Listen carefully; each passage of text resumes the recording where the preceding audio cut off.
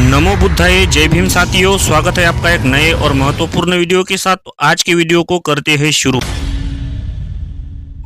नवरात्र का इतिहास क्या है, इस विषय पर आज हम चर्चा करेंगे। तो चलिए करते हैं शुरू। अश्विन शुक्ल पक्ष प्रतिपदा से 9 दिनों तक चलने वाले इस व्रत को नवरात्र कहते हैं। इस व्रत में 9 दिनों तक कलश बैठाकर दुर्गा पाठ करने की परंपरा है। दुर्गा पाठ की पुस्तक संस्कृत भाषा में ही मिलती है, लेकिन अब इस संस्कृत का हिंदी अनुवाद भी आने लगा है। आपको अगर हिंदी अनुवाद नहीं मिले तो किसी अच्छे जानकार से उसी संस्कृत पुस्तक का हिंदी अनुवाद करा ले। अब आप भी पढ़कर देखें।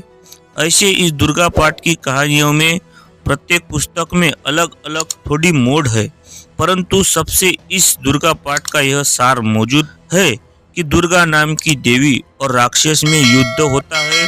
लेकिन यह युद्ध किसी काल में होता था। नवरात्रि यानी 9 रात में ही युद्ध क्यों होता था? दिन में युद्ध क्यों नहीं हुआ? किसी प्रदेश में युद्ध होता था।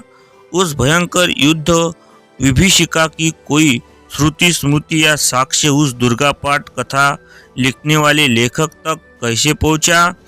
आज तक इस पर स्पष्ट रूप से कोई जवाब नहीं देता है। आज भारत की लगभग सभी सभ्यता का पुरातात्विक अवशेष प्राप्त है, लेकिन यह सुर असुर का युद्ध कब हुआ, कहाँ हुआ, ये जानकारी आज तक किसी को पता नहीं है। फिर भी आज लोग लकीर के फकीर बने हुए हैं। इस दुर्गा पाठ के ऊपर एक लोक कथा काफी मशहूर है कि जो भी इस दुर्गा पाठ को करेगा उसे काफी सुख शांति, द्वेष वैर से मुक्ति, तृष्णा से मुक्ति मिलेगी। लेकिन जो भी भाई बहन इस दुर्गा पाठ को करते हैं या किए हैं, क्या वे लोग इन विकारों से मुक्त हो गए हैं? भागवत पुराण में इस दुर्गा पाठ की चर्चा है। उस भागवत पुराण के अनुसार माँ दुर्गा श्रेष्ठ पुरुष की रक्षा के लिए जन्मी थी। यह श्रेष्ठ पुरुष के नाम से किसी को संबोधित किया गया है। श्रीपद भागवत कथा के अनुसार दुष्टों से वेदों और पुराणों की रक्षा करने के लिए माँ दुर्गा का जन्म हुआ था। यह दुष्ट पुरुष कौन था? ब्राह्मणों द्वारा वेद पुराण की संस्कृति को स्थापित करने के लिए 7वीं सदी में हर्षवर्धन 606 से लेकर 647 ईस्वी के काल से ही तथाकथित ब्राह्मणों का उदय और समय सम्यक समाज बौद्ध समाज के बीच संघर्ष आरंभ हो गया था। कालांतर में ये बढ़ता गया। दूसरी बार इस भारतीय ब्राह्मणी समाज से इस्लामिक समाज की ओर, तीसरी बार इस ब्राह्मणी समाज से ईसाईयत वाले का सामना हुआ। अब आप तय करें कि दुर्गा नाम की देवी जी इन सब से कब लड़ी? ब्राह्मणी ग्रंथों के अनुसार माँ दुर्गा देवी की आदि शक्ति से पूरा विश्व का संचालन होता है। जब दुर्गा देवी से पूरे विश्व का संचालन होता था तो इनके अनुयायी सिर्फ भारत में ही क्यों मिलते हैं? इनकी शेर वाली मूर्ति भी सिर्फ भारत में ही क्यों मिलती है?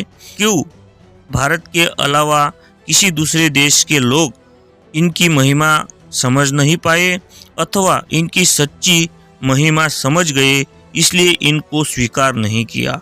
देवी जी अपने महिला प्रजाति के कन्याओं के ऊपर हो रहे अत्याचार को आज तक रोकने हेतु कोई युद्ध नहीं कर पाई। कई धर्मचार्यों के आश्रम में हो रहे महिला व्यभिचार को रोकने की कोई सोच बना नहीं पाई है। कई धर्मचारियों के आश्रम में हो रहे महिला व्यभिचार को रोकने की कोई सोच बना नहीं पाई है। कन्या पूजन करवाती है, लेकिन कन्या भ्रूण हत्या पर तो कभी कोई युद्ध की चर्चा ही नहीं है। आखिर ऐसा क्यों? इस परंपरा की कोई सच्चाई नहीं है, फिर भी इसको फटका बनाकर इसके हर अनुयायी लोग जमीन पर पीटते हुए आज भी लकीर के फकीर बने जा रहे हैं। तो दोस्तों, आज का ये नवरात्रों को विशेष वीडियो आपको कैसा लगा? अगर ये वीडियो आपको अच्छा लगा हो तो वीडियो को लाइक करें, शेयर करें। चैनल पे नए हैं तो सब्सक्राइब करें। नमो बुद्धाय, जय भीम।